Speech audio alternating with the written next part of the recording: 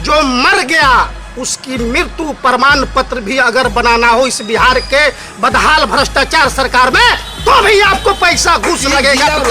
हम बोलते हैं कि मैं दारू खोल दूंगा। लालू जी के राज में अधिकारी बंदूक की नोक पर लुटते थे। आप यहाँ भाषण मार रहे हैं, आपकी पत्नी और आप क्या कर रहे हैं? और नीतीश जी के राज में अधिकारी कलम की नोक से हम लोग खाद पानी नहीं मिलता है।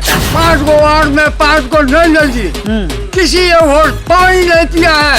सारे धान जो है जल गए हैं, कोई तरह की सुविधा हमको सुखाड़ मिलना चाहिए। क्या कहा गया चालू है। जन स्वराज का मतलब है जनता का सुंदर राज बनाना है इस बिहार में। बच चुकी है रणभेड़ी, बच चुकी है रणभेड़ी, मच गया है शोर।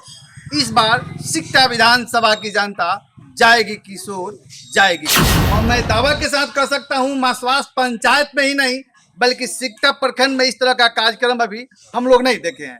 और ये मासवास की धरती आज इतिहास रचने जा रही है, क्योंकि चौपाल यहाँ से ही शुरू होगा और यह चौपाल का करवा पूरा सिकटा विधानसभा में धीरे धीरे हर एक जगह इस तरह का कार्यक्रम किया जाए। मधुसूदन पटेल जी आए और आप लोग ताली बजाकर स्वागत करेंगे। जिला परिषद पति कमरुद्दीन और कमरुद्दीन भाई जो कि जन स्वराज का पक्ष रखेंगे, हम चाहेंगे कि ताली बजाकर आप लोग स्वागत करें। और कमरुद्दीन भाई आकर अपने बीजेपी सांसद प्रतिनिधि वीरेंद्र मिश्रा जी बीजेपी की तरफ से अपना पक्ष रखेंगे, हम चाहेंगे ताली बजाइए और स्वागत कीजिए। मनोज केसरी जी भी बीजेपी के मंडल अध्यक्ष हैं, उनके द्वारा बीजेपी का पक्ष रखा जाएगा, ताली बजाएं और स्वागत करें। आरजेडी कांग्रेस यूं कहें कि महागठबंधन की तरफ पंचायत प्रतिनिधि विधायक जी वीरेंद्र गुप्ता जी के तरफ से अपना पक्ष रखेंगे नंद किशोर यादव जी, ताली बजाकर स्वागत किया जाए। समय देंगे सबको 1 मिनट। सबसे पहले हम चाहेंगे कि जदयू का जो उपाध्यक्ष मधुसूदन पटेल जी हैं, तो आपने क्या किया और इस बार आपको लोग वोट क्यों करें? सरकार ने सड़क बनाई, बिजली घर घर पहुंचाने का काम किया। आज बिजली जब पहुंच गया तो बिजली को फ्री करने का काम किया। महिलाओं को पंचायती राज व्यवस्था में आरक्षण देकर के भागीदारी दिया, 50% भागीदारी देकर के। मुखिया सरपंच समिति बगल में बैठे हैं हमारे नंद किशोर भाई, इनकी पत्नी मुख्यमंत्री नीतीश कुमार जी के आरक्षण का देन है, जो पंचायत समिति सदस्य है। हमारे बैठे हैं कमरुद्दीन भाई, इनकी पत्नी जिला परिषद है। तो महिलाओं की जो पंचायत में भागीदारी मिली, जीविका समूह बना करके महिलाओं को रोजगार देने का काम किया गया। स्वास्थ्य पर भी काम हुआ। आपको जिले में जो पीएमसीएच के लिए लोग पटना जाते थे, वह इलाज आपके जिला में हो रहा है। स्वास्थ्य सुधरे हैं, शिक्षा में भी भागीदारी हुई, शिक्षा बेहतर सुधार हुआ है। बच्चों का नामांकन के बाद ठहराव हुआ है, सीजनग्रस्त होता था, काफी बेहतर सुधार हुआ है। चहुमुखी विकास हुआ है नीतीश कुमार जी के शासनकाल में। 1 मिनट का टाइम आपका पूरा। विधायक जिला प्रत्याशी भी है कि आपको इस बार लोग क्यों चुने? तो मैं जन स्वराज पार्टी का जिला महासचिव हूँ। मेरा नाम कमरुल होदा उर्फ कमरुद्दीन भाई है और जिला परिषद क्षेत्र संख्या 29 सिकटा का जिला परिषद प्रतिनिधि भी हूँ। और यहाँ के सिकटा विधानसभा 09 से संभावित विधायक प्रत्याशी भी मैं हूँ जन स्वराज पार्टी की तरफ से। जन स्वराज पार्टी आप जानते हैं कि करीब 3 बरस से गांव-गांव टोला-टोला घूम के पदयात्रा किए। जन स्वराज के सूत्रधार हमारे जननायक प्रशांत किशोर जी, और 2 अक्टूबर 2022 को पार्टी का रूप लिया है जन स्वराज। और जन स्वराज का मतलब है जनता का सुंदर राज बनाना है इस बिहार में। बिहार में जो अफसरशाही है, भ्रष्टाचार है, घूसखोरी है, इसको खत्म करना है। जन स्वराज का यही मिशन है, बिहार में जनता का राज बनाना। आपका टाइम पूरा। बुद्धिजीवी प्रकोष्ठ के जिला सचिव हूँ और महागठबंधन के भी तरफ से मुझे मौका मिला है माननीय विधायक वीरेंद्र गुप्ता जी का। जहाँ तक सवाल है कि माननीय विधायक महोदय जी ने अपने क्षेत्र में बहुत अद्भुत विकास किए हैं। उन्होंने पहचान दिलाया है कि विकास कैसे किया जाता है। शायद ही कोई ऐसा गांव होगा, कोई ऐसा पंचायत होगा जहां उनकी विकास नहीं पहुंची है। और एक चीज और उनमें है कि इस प्रखंड में 5 साल के अंदर उन्होंने जो भाईचारा और प्रेम मोहब्बत की माहौल बनाकर अभी तक जो समय बिताया, इसके लिए वह सराहनीय कार्य उनका है। 1 मिनट का टाइम आपका पूरा। यार पार ही है कि इस क्षेत्र में के सवालों को उठाता है। मैं बहुत दिनों से देख रहा हूँ, वर्षों से, जो भूपेंद्र जी हैं देहात में साइकिल से आकर, कभी पैदल भी आकर और प्रश्नों को उठाते हैं, जनता की समस्याओं को सरकार के समक्ष और पदाधिकारी के समक्ष रखते हैं। इसके लिए इनको भी बहुत बहुत बधाई। आज जी तोड़ से ही मेहनत करते हैं। आगे ये सवाल जो किए हैं, लोग वोट क्यों नहीं देंगे? अरे मोदी और नीतीश डबल इंजन के सरकार में बहुमुखी प्रगति हुई है इस देश की। आज भी देखिए, हमारे यहाँ तो 2 गाड़ियाँ पुलिस को मिली है, ये किसी के राज्य में नहीं थी। लोग दिन दोपहर को, शाम को जो है क्षेत्र में नहीं निकलता था, बाजार नहीं जाता था। आज उसका जो है परिणाम है सरकार बनने का कि जे आज चोरी डकैती छीना झपटी आज नहीं हो रही है। मोदी के सरकार में और नीतीश के सरकार में मोदी जी ने 5 लाख रुपया जो है आम पब्लिक को दिया है, कैंसर के इलाज करने के लिए, ब्रेन ट्यूमर के इलाज के लिए, जितने बड़े बड़े बीमारियां हैं उनके लिए 5 लाख रुपया दिया है। आज मोदी की सरकार ने जो स्टेट बैंकों में एक दिन में पैसा नहीं निकलता था, आज छोटे छोटे बैंक जो है हर गांव में स्थापित स्थापित किए हैं। बिजली की व्यवस्था हो गई है, हर घर में बिजली की व्यवस्था। अभी टाइम है, भाषण नहीं देना, बस बात को रखना। भारतीय जनता पार्टी जब से इंडिया में आई है, नरेंद्र मोदी की सरकार, चौमुखी विकास हुआ है। हमारे यहाँ जितने भी 70 साल में कांग्रेस ने नहीं जो किया है, हमारे मोदी सरकार ने किया है। हमारी बहुत स्तर जो है भारत का बढ़ा हुआ है, विदेश स्तर पर भी मेरा कद बढ़ा हुआ है।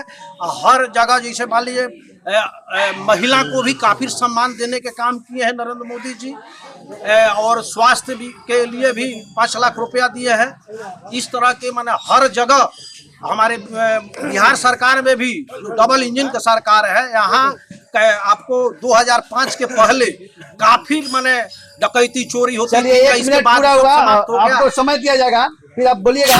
और मेरा उन्हीं से रहेगा कि जन सुराज यानी जनता की सुंदर राय। तो किस तरह से नैया पार लगेगी आपके पार्टी में ऐसे ऐसे लोग हैं जो संविधान को गाली देने वाले और खास करके महात्मा गांधी के शहादत पे खुशी मनाने वाले लोगों को आपने जोड़ा है, तो कैसे लोगों का भरोसा होगा? खास करके मुसलमान कैसे आपसे जुड़ेंगे? मेरा पहला सवाल आपसे है। तरह तरह का बात जो है सोशल मीडिया पर प्रचारित किया जा रहा है। जैसे नहीं, देखिए, अगर आपको नहीं जवाब देना है तो सीधा कह दीजिए कि अभी सक्षम नहीं है इसका जवाब देने के लिए।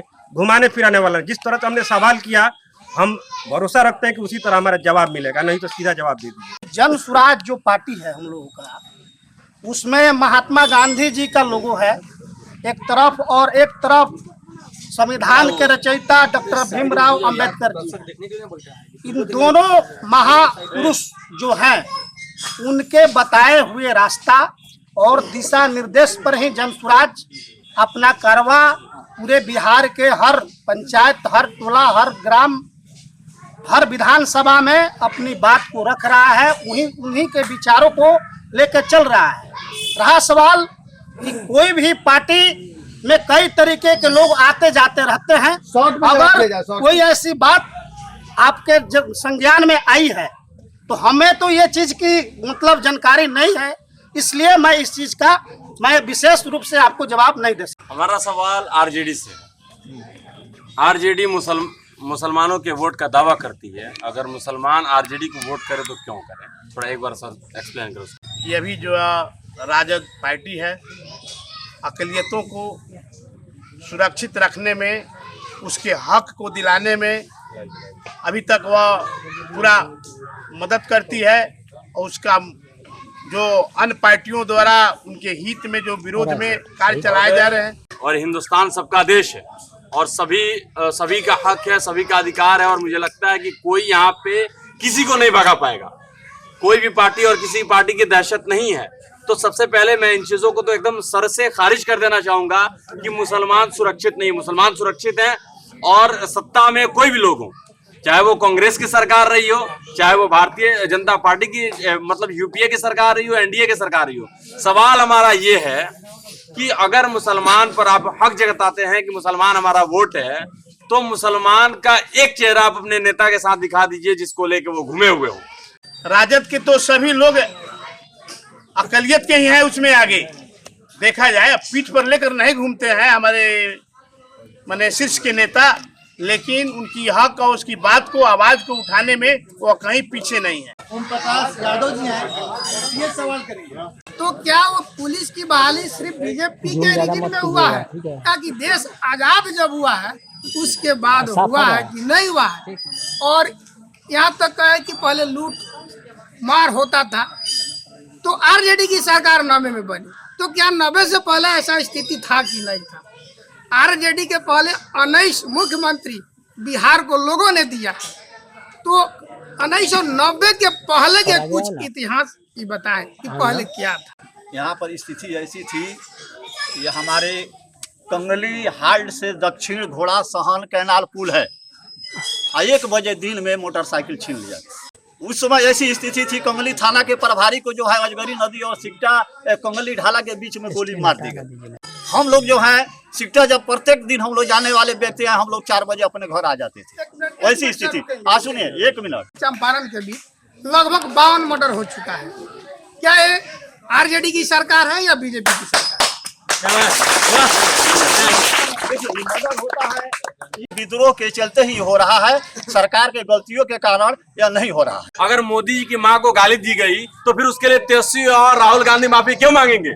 इसलिए मंच उनका जब साझा हो रहा था तो प्रतिक्रिया उन्हीं पर जाएगी, तो फिर जवाबदेह वही होंगे। फिर आपके मर्डर आपके रीजन में हुआ तो फिर सवाल किनसे किया जाएगा? लीजिए, जो भ्रांतियां फैलाते हैं और उपद्रव हो जाता है। First of all Madhusudan sir जो बात कही है उनसे मेरा सवाल है पहला कि उन्होंने अपनी सारी क्रियाकलापों को गिनाते हुए शिक्षा को भी डेवलपमेंट का असर बताया है। खास तौर से बात करेंगे हम डबल इंजन जो लोग करते हैं, डबल इंजन की सरकार में शिक्षा का स्तर कहां से कहां तक पहुंच गया है, इस पर जरा प्रकाश डालें। गांव में 2-4 लोग चिट्ठी पढ़ने वाले हुआ करते थे। गांव की कोई बता दे 2005 के पहले कोई बेटी स्कूल में उतना पढ़ने जाती थी, बेटी भी पढ़ने नहीं जाती थी, बेटा कौन कहे। और नामांकन होता था तो ठहराव नहीं होता था, छीजन होता था।